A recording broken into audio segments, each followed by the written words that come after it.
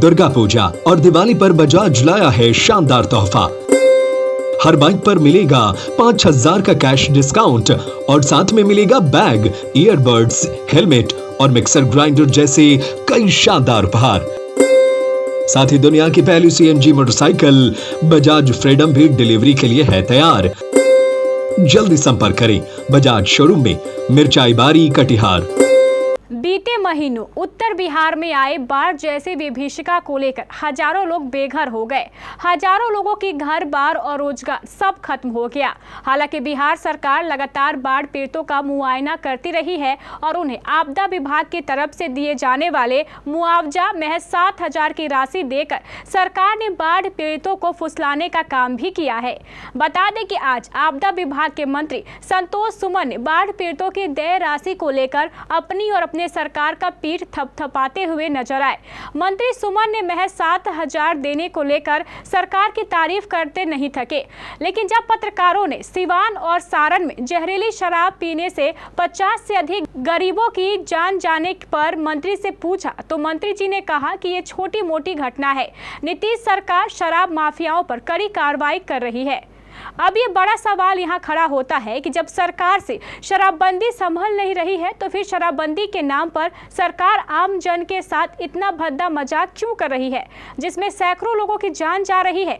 नीतीश सरकार आखिर ये शराबबंदी लाशें बिछाने के लिए ही लागू कर रही है या अपनी कुर्सी बचाने के लिए? विशेष जानकारी दे रहे हैं पटना संवाददाता अमलेश आनंद। नमस्कार, आप देख रहे हैं KBC न्यूज़। मैं हूं अमलेश आनंद। देखिए, जिस तरह से बिहार में, उत्तर बिहार में बाढ़ की विभीषिका सताई थी, उसमें तकरीबन हज़ारों लोग बेघर हो गए थे और उस मामले को लेकर के आपदा मंत्री संतोष सुमन जो है बिहार सरकार के मंत्री, उन्होंने आज प्रेस ब्रीफ किया और उन्होंने अपने किए हुए कार्यों को गिनाते हुए नहीं थके, लेकिन उन्होंने ये बात ज़रूर रखी कि हमने 7-7 हज़ार लोगों को देने का काम किया है। वो पूरा का पूरा करोड़ों में डाटा तो बताए ज़रूर, लेकिन ऐसे घरों में जो घर में एक भी संतान नहीं बचे, एक भी उनके पास रहने को तो दूर, खाने की एक भी कोई सामान नहीं बची, उनके लिए क्या? इन तमाम बातों को लेकर के क्या कुछ कह रहे हैं मंत्री संतोष सुमन, ज़रा आप सुनिए। आज का विषय आपदा से रिलेटेड है। आप सबको जानकारी होगा ही कि किस तरह से बिहार आपदा से उभरा है और बाढ़ आप 2 फेज़ में हमारे यहाँ आया था। एक गंगा में उफान आने के कारण और एक नेपाल से पानी आने के कारण हम लोग बाढ़ को झेले हैं और कम से कम 30 ज़िला, बिहार के 30 ज़िला प्रभावित थे। फर्स्ट फेज़ में आप कहें तो 12 ज़िला, दूसरे फेज़ में कहें तो 18 ज़िला के आसपास प्रभावित थे। और मैं आपके माध्यम से सभी अपने प्रशासन के पदाधिकारियों, खास करके जिला पदाधिकारी जो संबंधित ज़िले के थे और आपदा से जुड़े लोग, चाहे स्वास्थ्य विभाग से जुड़े, जल संसाधन के जितने भी कर्मचारी, चाहे इंजीनियर्स से पदाधिकारी, सब ने बार स्तर पर, एक युद्ध स्तर पर काम किया और उसको हम लोग आज सफल हो पाए हैं कि इस आपदा से निपट पाए हैं। आपको मैं जानकारी देना चाहता हूं कि करीब हम लोग जब बाढ़ का समय था तो हमने माननीय मुख्यमंत्री जी के द्वारा, उनके निर्देशन से और माननीय मुख्यमंत्री जी के कर कमलों के द्वारा पीड़ित जो परिवार हैं उनको पैसा दिया गया। करीब 605 करोड़ रुपया 7,000 के हिसाब से हमने DBT के माध्यम से लोगों को दिया है। फसल क्षतिपूर्ति के लिए हम लोग करीब 491 करोड़ रुपया अभी दिए हैं। अभी भी उसका आकलन चल रहा है और कहने का मतलब है कि अभी कितने घर टूटे हैं, कितने पशुओं को नुकसान हुआ है और सब आकलन कर रहे हैं। और हम लोग उसको आकलन करने के बाद जो भी राशि आएगी हम लोग लाभुक के खाते में DBT करेंगे और लोगों को देने का काम करेंगे। हम आपको और भी बता देना चाहते हैं कि इस पूरे फेज़ 1 और फेज़ 2 में 81 लाख से ज़्यादा लोगों को हमने खाना खिलाया है। ऐसा क्यों बोल रहे हैं मुझे नहीं मालूम है। जब शराबबंदी लागू हुआ था तो कांग्रेस के नेता ने भी हाथ उठाया था। अब जब सब लोग हाथ उठाए हैं और आज लोग कह रहे हैं कि अब तो कुछ एक और नई पार्टी है वो भी कह रहे हैं कि 2 अक्टूबर को गांधी जी की जयंती पर बोल रहे हैं खोल देना चाहिए। तो लेकिन कहने वाले कहने, आप इस बात को मानेंगे कि शराब जो सेवन लोग करते हैं, अमीर लोग जो सेवन करते हैं वो तो बहुत लिमिटेड करते हैं, उनको कुछ नहीं, लेकिन गरीब के लिए अभिशाप है। आप मानते हैं गरीब लोग सेवन करते हैं? देखिए, हम ऐसा नहीं हम कह रहे हैं कि लोग नहीं करते हैं। हम ये नहीं कह रहे हैं कि बिहार में करते हैं, बाहर के राज्यों में करते हैं, दूसरे देशों में भी लोग करते हैं, लेकिन उनका अपना एक दायरा होता है, उनको पता है कि इससे क्या नुकसान होता है।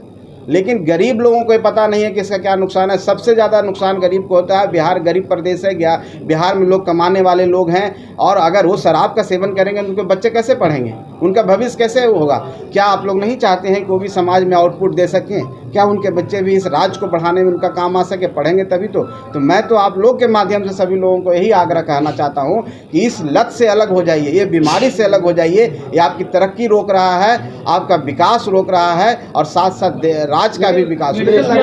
मांझी जी की बात यहाँ मत कीजिए, उनका अपना क्या राय है। मांझी जी से की बात हमसे आप क्यों पूछते हैं? अब उनसे पूछिए ना। केंद्र में मंत्री हैं, अच्छी बात है, केंद्र में भारत सरकार के मंत्री हैं, लेकिन मांझी जी की बात को मैं नहीं बोल सकता हूँ। मैं व्यक्तिगत रूप में मैं यहाँ बिहार सरकार का मंत्री हूँ, मेरा अपना आइडेंटिटी है। आप मांझी जी से क्यों जोड़ रहे हैं? बिहार में शराबबंदी सफल है, एकदम सफल है।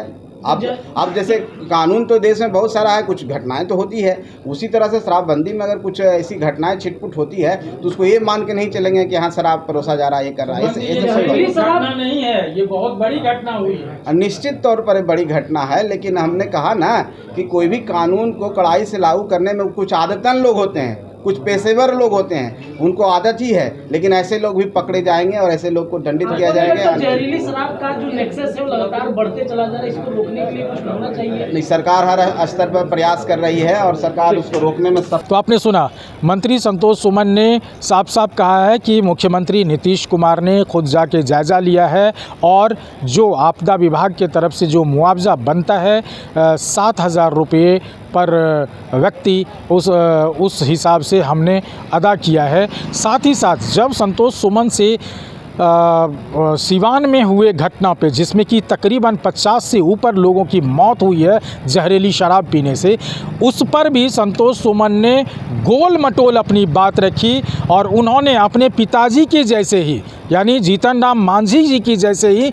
वही बात का दोहराते हुए नज़र आए कि शराब तो पीते हैं, अमीर लोग को पीना चाहिए, गरीब लोग पीते हैं तो ऐसी ही जहरीली शराब से जान जाएगी। ये मंत्री का वर्सन है, ये एक बहुत बड़ी बात है। और उन्होंने इस पर ये नहीं कहा कि इस लोगों को मुआवजा दिया जाए, उन्होंने सरकार की जो नियमावली है उनको गिनाते हुए भी कहा कि सरकार इस पे कोई मुआवजा नहीं देती है, लेकिन संवेदनाएं हैं मुख्यमंत्री नीतीश कुमार के पास, वो कुछ न कुछ करने को चाहेंगे तो हो सकता है।